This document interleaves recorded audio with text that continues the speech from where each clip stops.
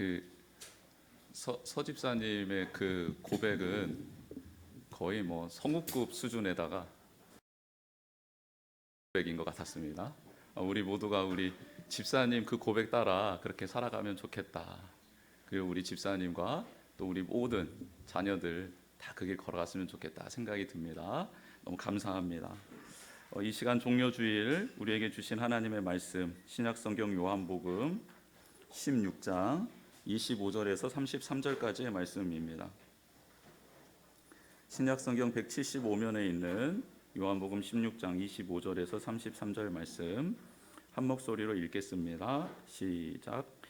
이것을 비유로 너희에게 일렀거니와 때가 이르면 다시는 비유로 너희에게 이르지 않고 아버지에 대한 것을 밝히 이르리라.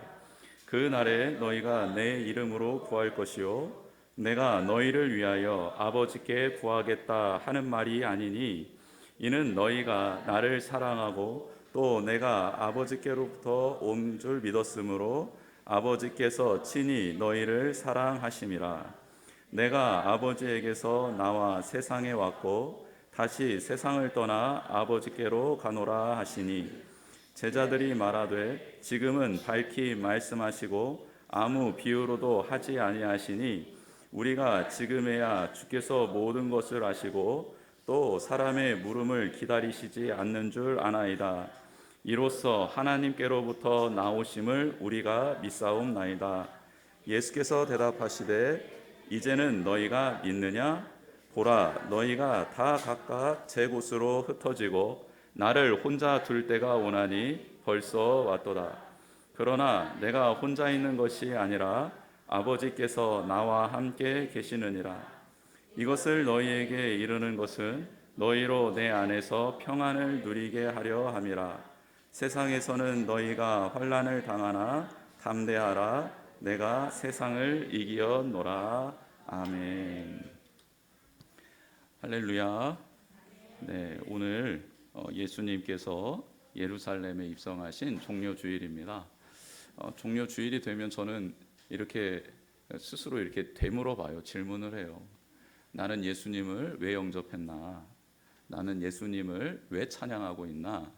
나는 왜 예수님을 이렇게 기다리고 있나? 이런 질문을 스스로에게 합니다. 그래서 제가 계속해서 눈물이 흘렀던 것 같습니다. 왜냐하면 저는 예수님을 따르기 위해 혹은 나의 주인님으로 영접하고 그분을 위해 생명을 드리기 위해 예수님을 영접한 사람이 아니라는 걸 알고 있기 때문이에요. 어렸을 때는 먹을 것 주니까 예수님 영접했습니다. 교회 가면 먹을 게 많은 거예요. 그래서 저는 우리 교회에 항상 이렇게 먹을 것을 많이 비추해 놓는 이유가 뭐냐면 저 같은 사람이 있을까 봐. 여러분 이제 또 한 가지 또 힌트를 얻었습니다. 우리 류 목사님께서 다른 교회 갔는데 다른 교회 가서 봤더니 냉장고에도 아이스크림이 그렇게 가득 차 있다는 거예요. 굿 아이디어다. 굿 아이디어다 이거. 앞으로 우리 냉장고도 아이스크림 마시는 걸 다 채워놓도록 하겠습니다. 그러니 혹 배가 고프거나 더운데 아이스크림 사 먹을 돈이 없다. 교회로 오세요. 그리고 에어컨 2개 다 틀어놓고 시원하게 주님 찬양하면서 아이스크림도 드시고 과자도 드시고 그리고 이제 나중에 우리 보민식당 이제 곧 분위기 보니까 오픈할 수 있을 것 같아요. 기가 막힌 음식이 있습니다. 제가 지난번에 어떤 분 성도님 말을 들었는데요. 말씀을 듣는 것보다 후에 식탁을 교제할 때 그 음식 먹는 게 너무 좋다는 거예요. 그래서 그래요. 그런 사람도 있어요. 저는 예수님을 영접했을 때 예수님을 믿는다, 예수님을 영접했다, 교회를 다닌다라고 했을 때 저는 예수님을 먹을 거 잘 주시는 분, 얻어 먹을 거 있는 곳 그렇게 해서 갔습니다. 그리고 난 다음에 한 중학교 됐을까요? 중학교 됐을 때는 제가 이제 그 미션 스쿨을 다녔습니다. 근데 저를 어떻게 알아보셨는지 종교부장을 시키는 거예요. 종교부장. 그 우리 클래스 안에 목사님 아들도 있었고 장로님 아들도 있었고 미션 스쿨이니까 얼마나 기라성 같은 분들이 다 오셨겠어요. 근데 저는 집사 아들인데 어떻게 저를 알아보셨는지 저를 종교부장을 시키는 겁니다. 그래서 종교부장이 되고 난 다음에 제가 예수님을 믿었던 이유는 종교부장의 역할을 잘 감당하고 모든 학급에 있는 종교 부장들보다 더 뛰어난 인생이 되게 해달라는 마음으로 예수님을 영접했습니다. 고등학교 때는요. 대학 잘 가기 위해서 예수님을 영접했고요. 대학 가서는요. 큰 교회 담임하고 싶어서 예수님을 영접했고요. 신대원 가서는요.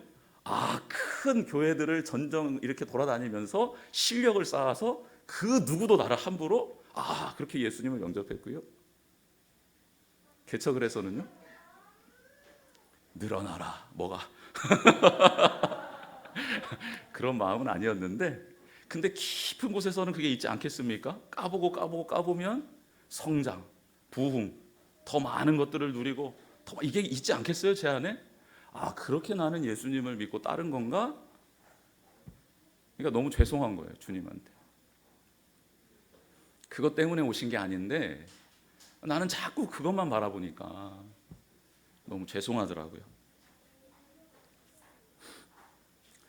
예수님이 예루살렘 입성하실 때 수많은 사람들이 모여서 호산나 호산나 외쳤습니다. 우리를 구원해 주십시오. 다윗의 자손이여 호산나, 우리를 구원해 주십시오 외쳤죠.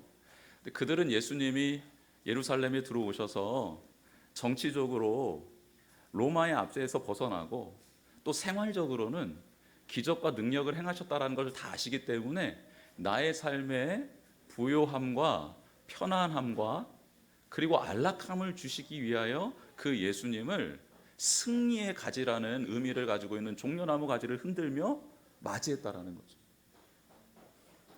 저는 그 자리에서 가장 큰 종려나무를 들고 예수님 앞에서 제 이름 써놓고 종려나무 가지에다가 조항진 접니다 써놓고 막 흔들었을 거예요. 예수. 왜요? 똑같은 이유죠. 똑같은 이유예요. 저 하나님 좀 잘 먹고 잘 살게 해주십시오. 하나님 저 좀 이렇게 좀 뭔가 루저처럼 말고 그냥 좀 이왕이면 좀 이렇게 사람들 앞에 떳떳하고 좀 내세울 것 있고 좀 이렇게 어려운 사람 있으면 기분 좋게 팍팍 이거 뭐 별거 아닌데 가져가세요 하면서 1억 주고, 막 힘들어하는 성도님들 있으면 오시라고 해가지고 잠깐 밥 함께 하면서 거기 트렁크 뒤에다 뭐 좀 넣어놨습니다 하면 열어보면 5억 들어있고, 이왕 하나님 부르셨으면 좀 그렇게 좀 써주십시오. 저는 종려나무 엄청 크게 만들어가지고 가지요. 거기다 제 이름 적어놓고 그 앞에서 흔들었을 겁니다. 저 그런 존재 맞습니다. 그리고 호산나 목 터져라 외쳤을 거예요.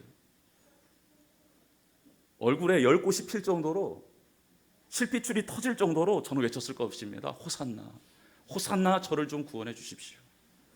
예수님 그들 바라보면서 뭐라고 말씀하십니까? 그래 맞다. 나 너희들 구원해 주려고 온 건 맞아. 나 다윗의 자손 메시아야. 맞아. 그런데 대상이 틀렸다.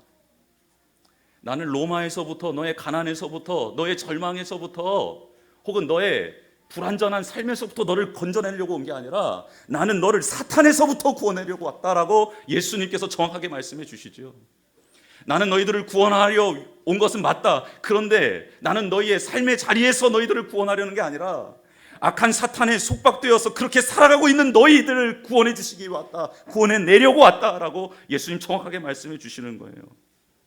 우리는 보지 못하기 때문에 사탄의 영향 아래에 있고 우리는 멸망할 수밖에 없고 우리의 끝은 지옥이라는 것을 모르고 있기 때문에 우리는 나의 이름을 적고 나의 기도 제목을 적어서 호산나 호산나 부르대고 있지만, 그러나 예수님은 우리의 본질을 알고 계셨기 때문에 나는 너희를 구원하기 위해서 왔다. 사탄은 지금 너희들이 하나님과 교제할 수 없도록 너희들을 교만하게 만들었다. 우상을 섬기는 감옥 안에 가둬놔서 너희들은 그 감옥 안에서 우상만 섬기고 있다. 너희들을 사탄이 이리저리 끌고 다니며 자신의 입맛에 맞게 너희들을 포로처럼 사용하고 있다. 너희들의 눈을 가려 하나님의 영광을 보지 못하게 하고 너희들에게 죄책감과 율법의 짐을 지워서 꾹꾹 너희들을 눌러왔다. 그것을 볼 수 있느냐 너희는? 나는 거기에서 너를 해방하기 위해서, 너를 구원하기 위해서 왔다. 예수님 누가복음 4장 18절 19절에서 그렇게 사탄에 짓눌려 있는 사랑하는 백성들을 향하여 내가 온 이유에 대해서 이렇게 말씀하고 있습니다. 주의 성령이 내게 임하셨으니 이는 가난한 자에게 복음을 전하게 하시려고 내게 기름을 부으시고 나를 보내사 포로된 자에게 자유를, 눈먼 자에게 다시 보게 함을 전파하며 눌린 자를 자유롭게 하고 주의 은혜의 해를 전파하게 하려 하심이라 하였더라. 아멘. 우리에게 눌려 있었던 사탄의 권세에서 해방시켜 주시고 풀어주시고 자유케 하시고 멀었던 눈을 띄워주셔서 하나님 아버지를 볼 수 있도록, 그 하나님의 영광을 볼 수 있도록, 그 하나님의 찬란한 빛을 받을 수 있도록, 그 말씀을 들을 수 있도록, 그게 깨달아질 수 있도록, 그걸 사랑할 수 있도록, 순종할 수 있도록 자유를 주시기 위하여 우리에게 오셨다, 정확하게 말씀하고 있습니다. 그렇습니다. 그 주님을 우리는 호산나 외치며 영접해야 되는 것입니다. 나의 삶의 자리에 어려운 문제들을 즉각 해결해 주시지 않지만, 그러나 그 사탄의 권세에서 나를 해방시켜 주시고 하나님을 볼 수 있도록, 음성을 들을 수 있도록, 그분 앞에 엎드릴 수 있도록 도와주신, 그 길을 열어주신 그 주님을 호산나, 저를 구원하여 주십시오. 호산나, 저를 건져 주십시오. 호산나, 저를 해방시켜 주십시오라고 그 주님을 영접해야 될 줄 믿습니다. 제자들에게 예수님은 어떤 존재였습니까?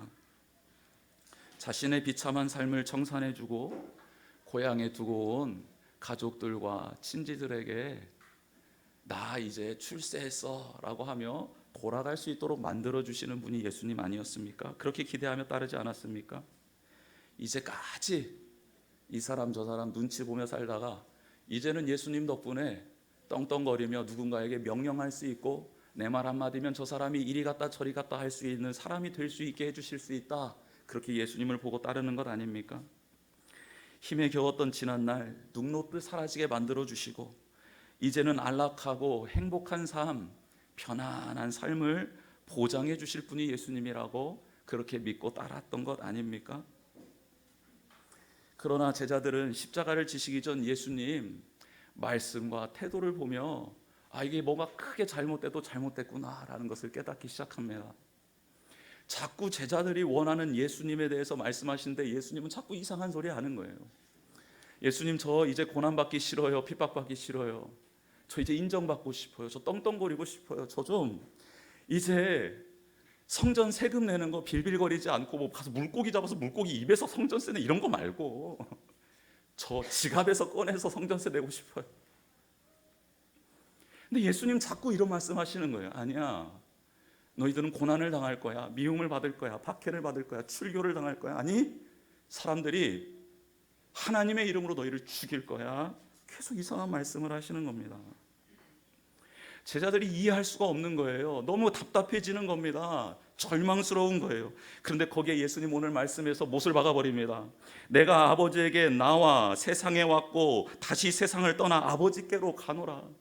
내가 온 이유는 아버지가 보내서이고 아버지의 뜻을 행하기 위해서 왔다. 그것은 바로 너희들을 위하여, 너희의 죄를 사하기 위하여, 너희의 사탄의 권세 아래 놓여져 있는 너희를 해방하기 위하여 나의 생명을 주기 위하여 온 것이다. 그리고 나는 그 사명을 감당하고 하나님께로 다시 돌아갈 것이다 라고 완전히 못을 박습니다. 흠없고 완전한 양, 죄가 없으신 예수님은 어린 양이 되어 속죄 제물이 되어주셨고, 그 속죄 제물이 되어주신 예수님으로 말미암아 하나님은 완전한 공의를 이루실 수 있었습니다. 그래서 예수 그리스도로 말미암아 우리는 하나님을 바라볼 수 있게 되었고 그 음성을 들을 수 있게 된 것이지요. 미사여구 없이 완벽하게 예수님이 왜 오셨는지 그리고 어디로 갈 것인지를 정확하게 말씀해 주시자 제자들은 어느 정도 수긍한 듯이 보였습니다. 그런 제자들에게 예수님 뭐라고 말씀하십니까? 내가 너희를 위해 하나님께 간구하는 것이 아니라 나의 이름으로 너희가 직접 하나님께 구할 때가 올 것이다 말씀하십니다. 예수님이 매일 하나님 아버지 앞에 1대1로 교제했듯이 이제 제자들도 매일매일 하나님 앞에 만나는 날 교제의 시간을 가져야 된다. 그때가 올 것이다 라고 알려주시는 것이죠. 죄송한 말씀입니다. 하나님과 교제하는 시간이 없으신 분들은요, 죄송하지만 성도가 아닙니다. 하나님께 부름받은 거룩한 성도가 아닙니다. 여러분 확실히 아셔야 합니다. 성령의 사람도 아닙니다. 성령님이 그 안에 계시지 않습니다. 오늘 예수님은 제자들에게 이제 너희들이 직접 하나님 앞에 엎드려야 될 시간이 있고, 그 시간은 두 가지를 고백하면 하나님의 사랑을 누릴 수 있다라고 정확하게 알려주십니다. 첫 번째는 내가 예수님을 사랑합니다. 그래서 그분의 말씀을 사모하고 있고 그 말씀대로 이렇게 몸부림치고 있습니다. 하나님, 저는 예수님을 사랑하는 사람입니다라는 고백이 있어야 되고, 두 번째, 내가 하나님께로부터 왔다라는 존재, 즉 예수님이 하나님의 아들이심을 믿고 그 예수님이 하나님이 보내주신 그 메시아임을 온전히 믿고 그분의 십자가 사건과 그분의 부활이 나의 죄를 사하시는 하나님의 사랑이었음을 믿음으로 고백할 때 하나님은 너희들을 사랑해 주시고 너희들은 하나님의 사랑을 받고 하나님과 교제할 수 있을 것이다 라고 오늘 본문의 첫 단락에서 그렇게 말씀해 주고 계십니다. 여러분, 우리가 이런 기도의 시간을 가져야 될 줄 믿습니다. 하나님과 교제할 수 있을 때 유일한 길은 바로 이 예수 그리스도밖에 없습니다. 예수님의 이름으로 하나님께 구할 때 들으시고요, 예수님의 이름으로 하나님 앞에 나아가 믿음을 올려드릴 때 그 믿음을 받으시고요, 예수님의 이름으로 예배드릴 때 그 예배를 받으시고요, 예수님의 이름으로 찬양할 때 그 찬양을 받아주시기 때문입니다. 다른 길로는 하나님께로 나아갈 수 없습니다. 오직 예수 그리스도의 이름으로 구하고 예배하고 찬양하며 살아내는 우리 귀한 성도님들 되기를 주님의 이름으로 축복합니다. 다락방 설교 마지막에 이르러서야 제자들 무언가 깨달은 것처럼 말씀하죠. 우리가 지금에야 주께서 모든 것을 아시고 또 사람의 물음을 기다리시지 않는 줄을 알겠습니다. 그런데 정말 제자들이 깨달은 걸까요? 아니요, 예수님은 너희들 깨닫지 못했어라고 말씀하십니다. 여러분, 우리는 참 착각할 때가 있습니다. 말씀을 많이 보지도 않았지만 몇 구절 말씀 보고 그걸 하나님을 그렇게 해석하고 그렇게 믿고 따라가다가 절망할 때가 얼마나 많이 있습니까? 제자들 잘 알지도 못하는데 조금 깨달은 것 가지고 이제는 믿겠다고, 이제는 알겠다고, 이제는 주님을 메시아로 따르겠다고 말을 합니다. 그러자 예수님 말씀하시죠. 이제는 너희가 믿느냐? 라고 물으십니다. 되묻는 거예요. 야, 그거 진짜 믿음 아닌 것 같은데, 너희들 진짜 깨달은 것 아닌 것 같은데. 그러면서 이어지는 말씀이 뭡니까? 보라, 너희가 다 각각 제 곳으로 흩어지고 나를 혼자 둘 때가 오나니 벌써 왔도다 라고 말씀하십니다. 예수님은 제자들이 자신을 버려두고 다 뿔뿔이 흩어질 거라는 것을 알고 있었어요. 하나님 말씀을 사랑한다고요? 예수님이 메시아라고요? 나의 주인이라고요? 아니요. 우리는 나의 생명의 위협이 느껴지거나 혹은 그 말씀 앞에서 나의 소중한 것들을 내려놓아야 될 때가 오면요, 거침없이 예수님을 버려버립니다. 거침없이 나에게 주셨던 말씀, 소망의 말씀, 믿음의 말씀을 던져버려요. 그리고 내 길을 갑니다. 흩어집니다. 뿔뿔이 흩어집니다. 각자 자기가 원하는 길로 흩어져 버립니다. 그게 우리의 실존 아닙니까? 그게 우리의 실존 아닙니까? 예수님 입성하실 때 호산나라고 그 종려나무 가지를 흔들며 외쳤던 우리가 며칠 되지 않아 그 예수님을 십자가에 못 박으라고 그렇게 외치는, 몇 푼 안 되는 그 돈을 받고 나에게 영향을 미치는 그 권세자들의 권위에 눌려서 그렇게 예수 그리스도를 못 박으라고 외칠 수 있는 게 우리들 아니냐는 말입니다. 나의 생명에 위협이 느껴지고 내게 경제적인 약간의 불이익이 생기게 되거나 내가 소중히 여겨야 되는 것을 놓아야 될 때 말입니다. 그때도 예수님을 따라갈 수 있습니까? 그때도 예수님의 말씀을 붙잡을 수 있습니까? 그때도 우리가 예수님을 사랑한다고 그 십자가의 길 밑에서 그 길을 묵묵히 따라갈 수 있습니까? 우리의 실제를 제자들의 모습을 통해, 예수님의 말씀을 통해 바라보게 됩니다. 결국 주님 홀로 남게 되지요. 우리는 예수님을 떠날 뿐만 아니라 예수님을 저주하고 맹세하고 그분의 사랑과 은혜를 가치 없는 것으로 내던져버리는 경우가 많이 있습니다. 이렇게 어둠이 짙게 드리워진 이때 예수님은 무엇라 그 말씀을 이어가십니까? 우리에게 소망의 말씀을 주시지요. 생명의 말씀을 주십니다. 주님 말씀입니다. 그러나 내가 혼자 있는 것이 아니라 아버지께서 나와 함께 계시느니라. 하나님의 사명을 감당할 때 홀로 남게 될 때가 있습니다. 앞으로 제자들이 당할 운명이었죠. 그리고 지금 그 제자들의 길을 걷고 있는 우리들에게도 이런 홀로 남겨질 때가 있습니다. 그런데 예수님 말씀합니다. 내가 홀로 남겨진 것 같지? 그러나 그렇지 않다. 지금 나는 나의 아버지와 함께 있다. 그리고 너희도 믿음의 길을 걷다가 홀로 남겨진 그때 나의 이 말을 기억해라. 외로워하지 말고 두려워하지 말아라. 내가 너와 함께 할 것이다. 여러분, 혹 지금 믿음의 길을 걷다가 하나님 말씀대로 살아가다가 지쳐 쓰러지신 분 있습니까? 절망하신 분 계십니까? 낭망하신 분 계신가요? 그렇다면 주님의 음성에 한번 귀를 기울여 보십시오. 너는 혼자 있는 것이 아니다. 너는 혼자 있는 것이 아니다. 내가 지금 너와 함께 하고 있느니라 라는 이 음성을 마음에 새기시기를 바랍니다. 예수님 16장 첫 절에서 내가 이것을 너희에게 이르면 너희로 실족하지 않게 하려 함이라 라고 말씀하셨습니다. 그렇죠? 그리고 오늘 16장 마지막 절에도 똑같은 말씀을 하십니다. 이것을 너희에게 이르는 것은, 1절에서는 실족하지 않게 하시겠다 하는데 이제는 그 실족하지 않게 하시겠다라는 것이 구체적으로 무슨 의미인지 해석해 주시는 말씀입니다. 너희로 내 안에서 평안을 누리게 하려 함이라. 세상에서는 너희가 환난을 당하나 담대하라. 내가 세상을 이기었노라. 아멘. 주님이 말씀 주신 이유는, 제자들에게 미리 말씀해 주신 이유는 실족하지 않도록 말씀 주신 겁니다. 그러면 어떻게 환난 속에서 실족하지 않을 수 있습니까?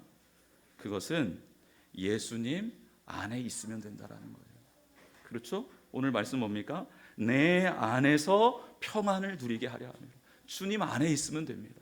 지난 주일의 말씀을 빌리자면 그 주님을 바라보면 된다라는 거예요. 그 안에 있으면 평안을 누리게 됩니다. 그리고 우리는 그 환난 앞에서 담대해질 수 있다라는 거예요. 왜요? 이미 이 환난은 주님께서 승리하신 환난이기 때문입니다. 주님께서 이미 이기신 환난이기 때문입니다. 이미 주님께서 사탄의 권세를 파하셨고 그 나라를 무너뜨린 승리하신 그 주님이 나와 함께하고 계시기 때문입니다. 이것을 믿고 담대하게 일어서기를 주님의 이름으로 축복합니다. 주님 안에 평안을 누리시기를 축복합니다. 너희는 환난으로, 고난으로, 역경으로 무너질 사람이 아니다.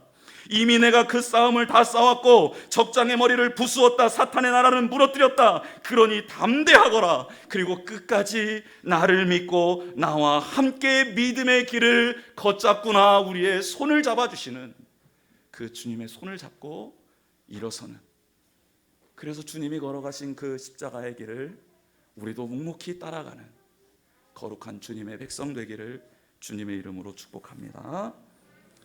주보의 내용 채워보겠습니다.